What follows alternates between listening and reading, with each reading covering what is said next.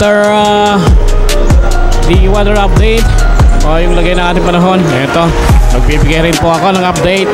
Bracket F, C Radio versus Beneco. Nakuha na po yan ng C Radio. Samantalang bracket E natin, Gold Bar using the glass. And again, number 22, hindi pa rin pumasok.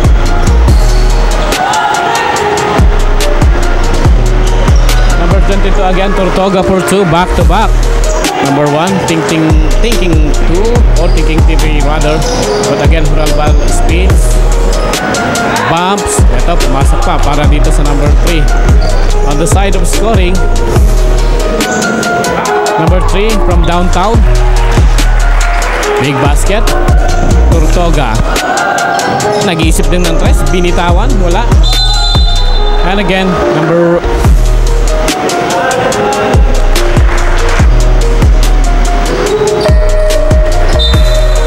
Sisa has the leather to Huralbal for 3, wala pa rin. Number 1, put back.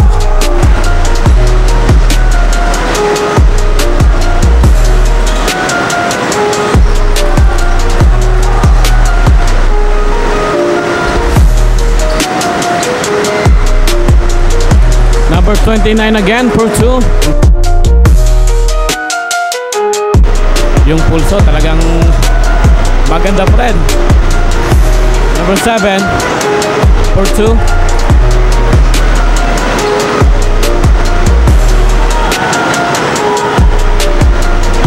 Huralbal susubukan sa tres. Ito na ngayon, Tortuga for 2. And again, Tortuga doing the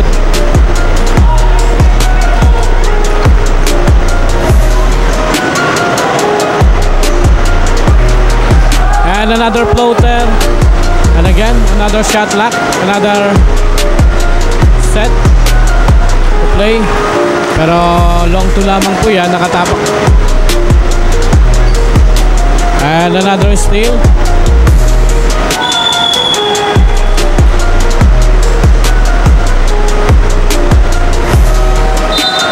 And 26 remaining, 36 to 33. Huralbal fakes, balik sa labas, number 1 from downtown, wala pa rin problema. What?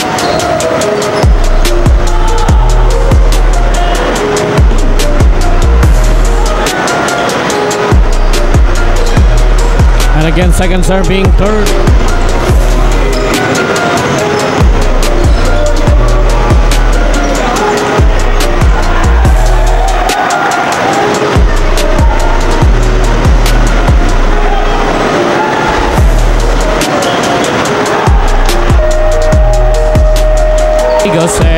Mukhang hindi natin masisisi, masyadong masataas yung pasa, and aside from that, masyadong malapit sa baseline. Another attempt, number 29, nothing but a basket. Pumasok pa.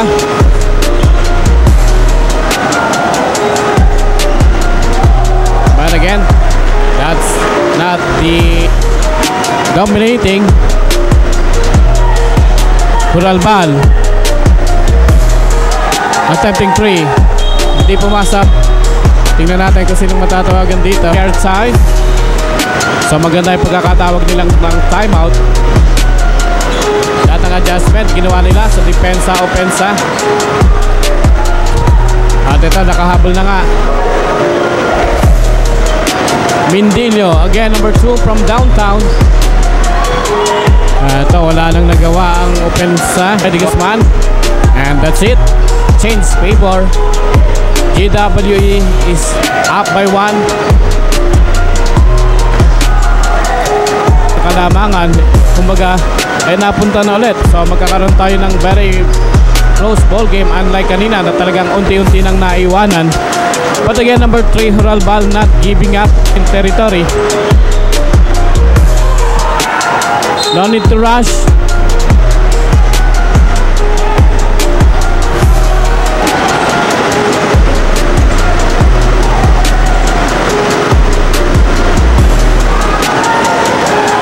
And another basket. Baba ulit sa dalawang kalamangan. Ang oras na nalalabi 2:30. But again, Huralbal not giving up. Eto lagi. Once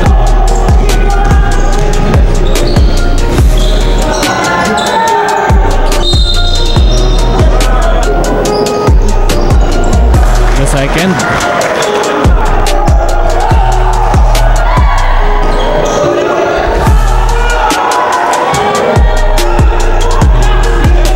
Huralbal.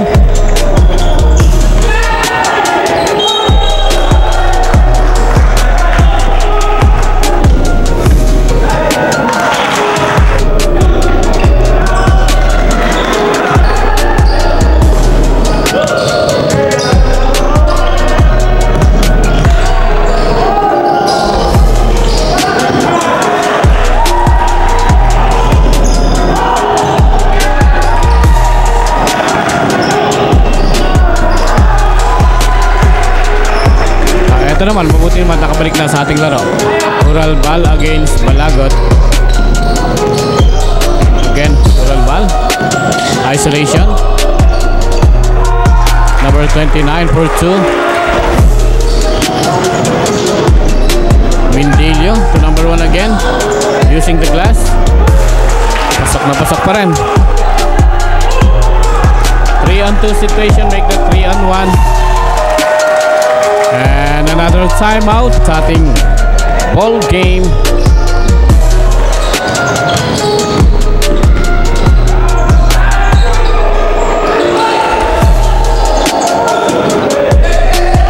No need to rush. Mahaba pa yung oras. And again, Huralbal for 3. Big basket. Galing dito kay Huralbal. Huralbal.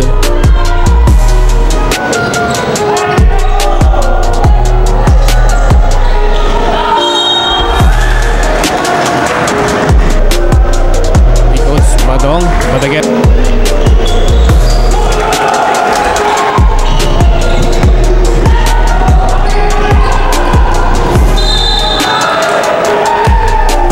And that's it. Yung gumagawa ng mga pamatay.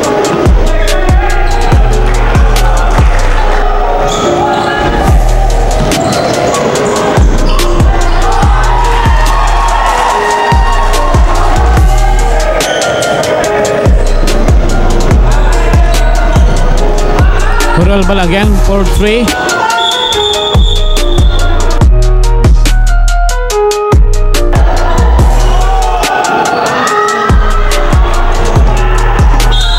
Tap, another whistle, and again 4-point lead, 92-88.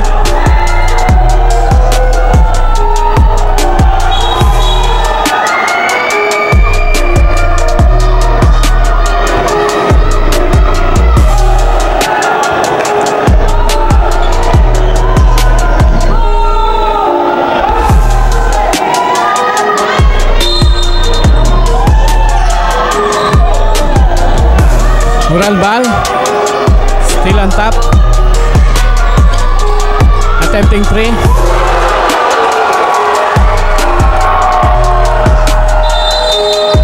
At ito, nakabawa itong si Huralbal on that 3-point attempt, make that 95-93. Diretso na lamang, wala pa rin.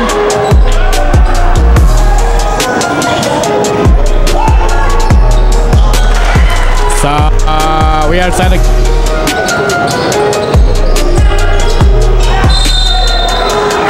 And another whistle call while we have this overtime.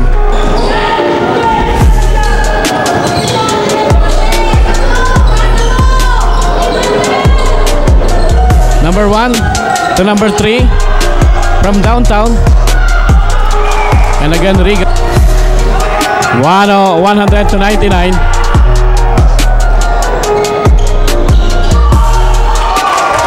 Ito na number 9.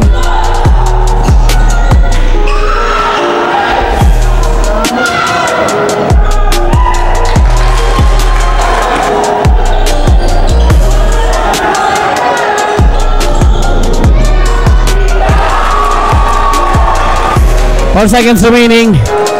106 to 103. Again, a possible overtime.